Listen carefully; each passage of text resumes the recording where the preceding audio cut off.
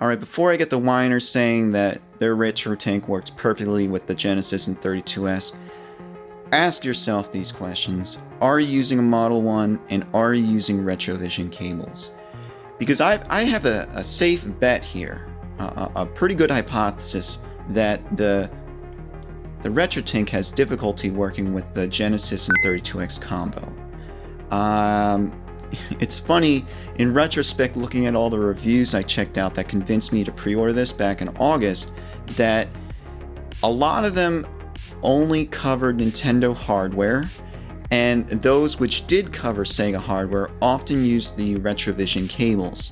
And it's only until recently, having this issue, that I looked back for more reviews and saw that those which did use composite cables were hooked up to Model 1s, and if they were using a Model 2, they're the kind of channel that does like 1 million reviews a month or 1 million videos a month. The problems that I'm having with the RetroTINK are intermittent.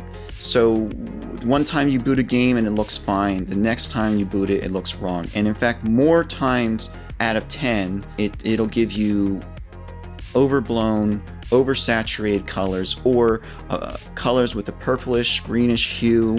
Yeah, I'm not certain whether these channels tested a game multiple times, and I'm not sure if they tested the games that I tested, because even though I tested a lot of games, the games I saw on these channels never gave me any issue.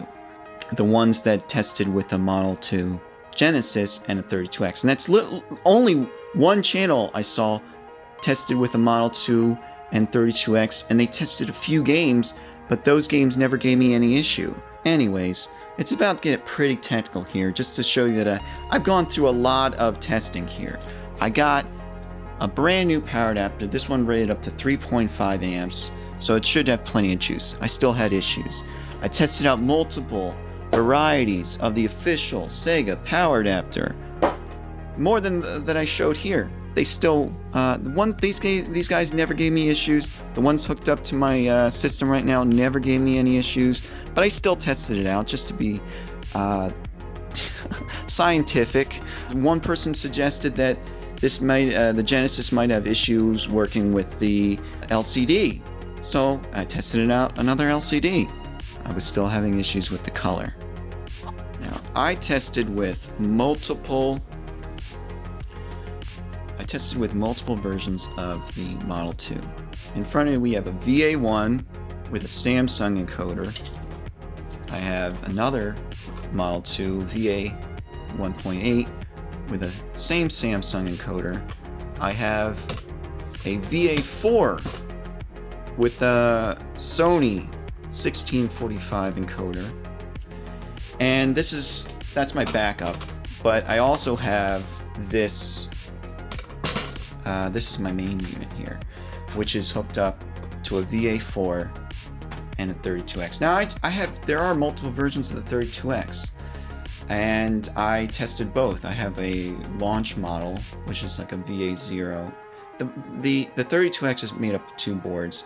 Let's just call them a top and a bottom board. The top board is where you insert games. The bottom board goes into the Genesis, and the bottom board, this is a VA1 hooked up right now, but I tested out multiple versions of the 32X. I have a VA0 I tested out, and it still didn't matter. It didn't matter which variety of a Genesis. I'd still have intermittent issues using the 32X and the Genesis.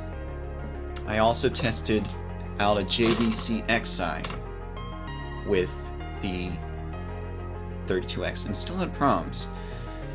This one has a different encoder inside of it. It's a 1145, a Sony 1145.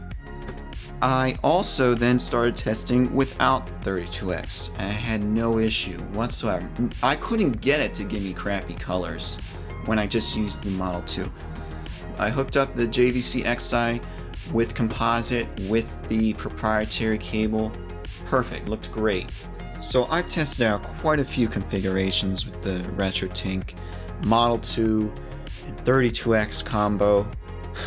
I think there's maybe 3 versions of the Model 2 that I don't have, so I couldn't test. I come on, I even tested an XI.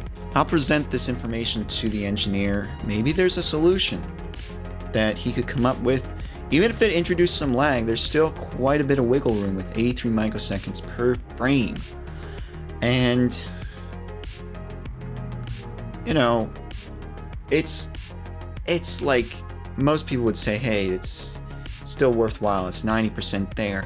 But the Genesis means so much to me, and I game on it so much that I would say it's 50% there. It needs to work with this combination.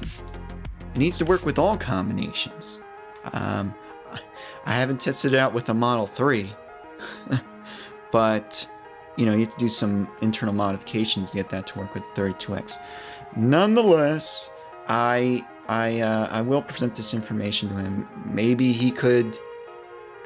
Now, see, I'm not an expert, but maybe he could widen the range of the color sync, or make it do more syncs per frame, or when the voltage goes super high, when there's a screen blank, or white flashes on the screen. I don't know. I don't know exactly what's causing the issue, and I'm not a super technical expert at all these video signals, but maybe that allows me to think outside the box and jog some idea into his head that he come up with a solution.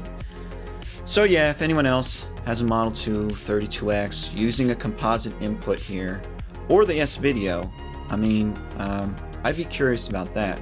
I have a little switcher box that takes in composite, puts out S-Video, still giving me issues, so it doesn't matter if I hook up directly to the composite here, I still have issues.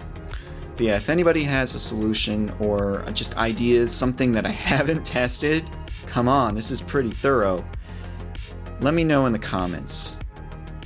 And maybe any solutions in terms of what Mike G could do to correct these problems. I don't know. Let me know.